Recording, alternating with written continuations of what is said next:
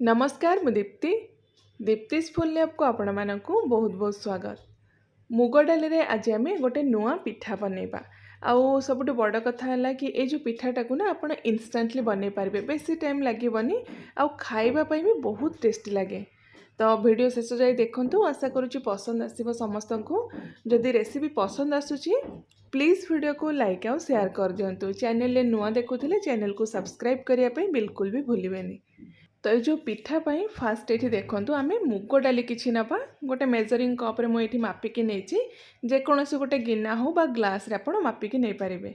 तो गोटे कप मुझे मुग डाली नहीं, चोपा छड़ा मुग डाली यूज करी गोटे जगार आम देकी 3-4 थर भल भाव में पानी रे धोईदबा, जहाँ भी अपरिष्कार जिनस थी से सब बाहर जीव। तो मुग डालीटा को धोई सारापर से भल पानी देके आम मिनिमम 1 ରୁ 1.5 घंटा बतुरेकी रखा। आउ जदि टाइम अच्छे आप 2 ରୁ 3 घंटा तक बतुरिया रखिदेवे। तो ये ना मुझे 2 घंटा बतुरे थी, डाली भी आमर पूरा बढ़िया से बतुरी जाइए। तो एबे हम कौन करवा ना आउ गोटे जगार 3-4 चामच आम एमती बतुरा मुग डाली को बाहर करदे।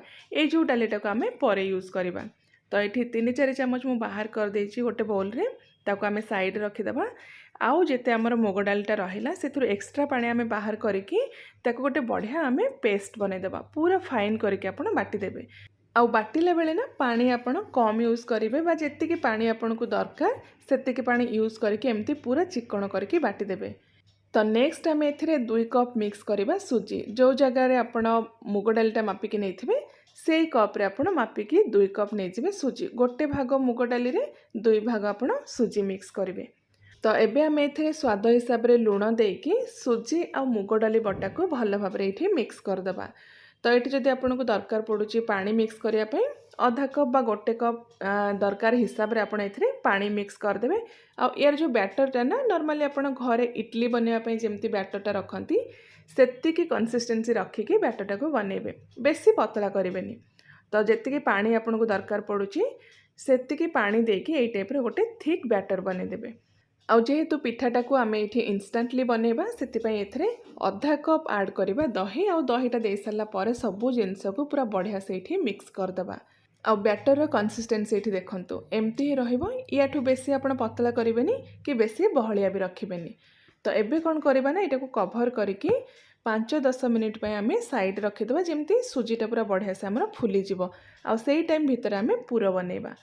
पूरा बनवाई फर्स्ट एमती आम गोटे पैन रे 1 चामच गरम करवा घी मेल्ट हो सारापर बा टिके गरम हो सारापर जो मुग डाली बतुरा को आम रखी अलगारे से मुग डालीटा को देकी टिके समय भाजीदेव, जमती मुग डालीर कलर टिके चेंज हो 1.5-2 मिनिट आप लो फ्लेम रे मुग डालीटा को भाजीदेवे।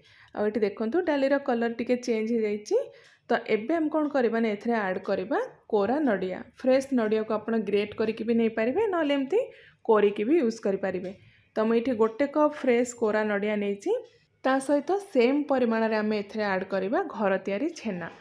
तो छेना और नड़ियार परिमाण ना आपण ये आपण टेस्ट और पसंद हिसाब से कम बेसी करके नहीं पारे।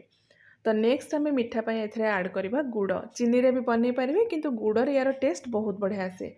1.5 कप मुझे गुड़ नहीं, मिठा देखिए आपण हिसाब से आपन को जी मिठा पसंद से हिसाब से गुड़ ये यूज करेंगे।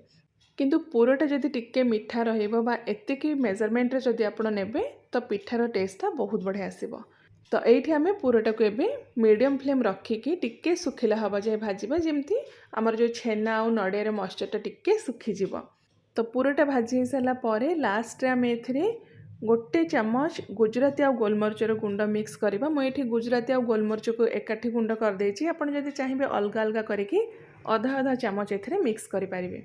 तो पूरा आमर ये रेडी हो गला। गैस रो फ्लेम को ये बंद करदबा। आउ नेक्स्ट देखो ये पाखापाखि 10-15 मिनिट हो सारी सुजी आमर फुलिकी बैटरटा टिके ये थिक हो जाइए। याठू आउ टिके पतला बैटर आमको दरकार, जदि बेसी आपणकर बैटर थिक हो ना पिठा भी आपणकर टाण हम। तो पाखापाखि आधा कप पानी आम देकी भल भाव में बैटर सहित ये मिक्स करदबा। आउ ये बैटर आमर पूरा रेडी हो गला। कंसिस्टेंसी आप देखु एमती ही रहिबो। तो एबे आम एथिरे पिठा बनइबा। आ पिठा ना आज आम हलदी पत्र रे बनइबा, जेहेतु हलदी पत्र किछि घरे रहि जाइथिला सेतिपय आज मु हलदी पत्र यूज करिछि। तो फर्स्ट आम हलदी पत्र को 2 खंड करके काटिकी धोई दबा पानी रे, तापर जो पछपट साइडटा आमर थाए ना मझी पार्टा टिके जेहेतु टाण थाए ताको आम छुरी साहाय्य एमती काटिकी बाहर करदेबा। देखो ये टाइप आप काटे आउ टिके केयरफुली काटे ना पत्र आमर फाटीज। तो दुई पट साइड्र आपण से टाण पार्टा को काटिकी बाहर करदे। तापर कौन करवा ना से पत्रटा को आपण दुई पट साइड्रु भिडियो मुझे आपको देखा सेमती दुई पट साइड्र 2-2 इंच आपण कट लगे। देखूँ गोटे साइड्र मुझे दीटा कट लगे। नेक्स्ट आम अपोजिट साइड्रे भी एमती दीटा कट लगेबा। देखूँ यही टाइप आप 2-2 इंच कट लगे, बेसी आप लंबा करके काटेनि। ये देखो ये टाइप काटी सारा पर नेक्स्ट आम या फोल्ड करके गोटे बाउल शेप्र बनइबा जमती वीडियो मुझे देखा। आईटा को सील करने मुझे गोटे टूथपिक यूज करी। दुई पट साइड्रु आप फोल्ड करके टूथपिक साहाय्य सील करदे।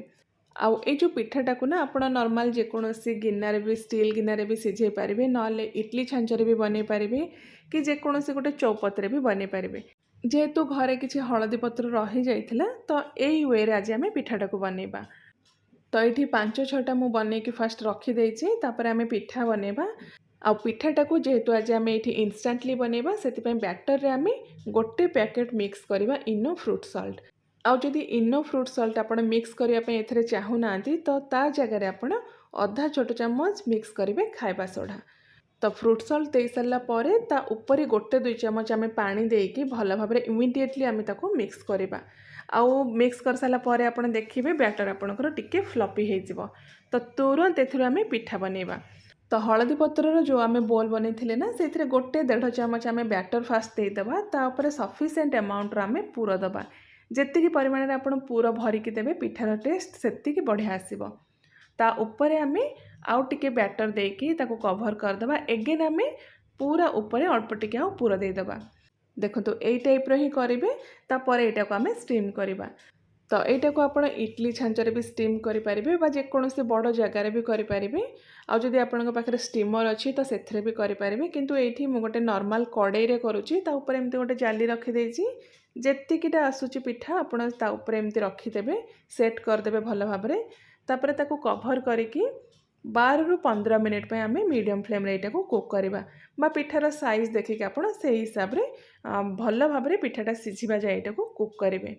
तो ये पाखापाखि 12 मिनिट पर मुझे देखा देखूँ पिठा आमर पूरा बढ़िया से सिझी जाइए। गोटे टूथपिक आप एमती पिठा भितर इनसर्ट करके चेक करेंगे।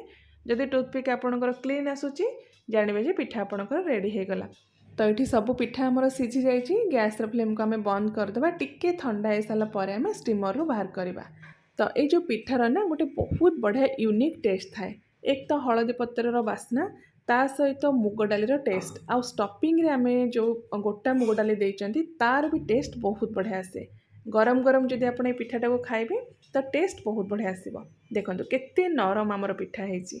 जेकोसी पूजा पर्वाणी दिन मानकर आप पिठाटा को बनई पारे ना नॉर्मल दिन मानकर भी बनईकी खाई पारे।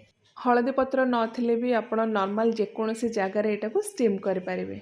देखो ये पिठा आमर केते जालीदार आ पूरा स्पंजी हेची। तो आशा करुँची रेसिपीटी समस्त को पसंद आसथिबो। ए मुग पिठाटा को आप घरे बनईके खातु केमती लगिला आपणकर मतामत भी मो सहित शेयर करंतु। तो मु आउ थरे आपण मानक पई गोटे बहुत ही बढ़िया नुआ रेसिपी नहीं आसबि। Till then take care and bye bye.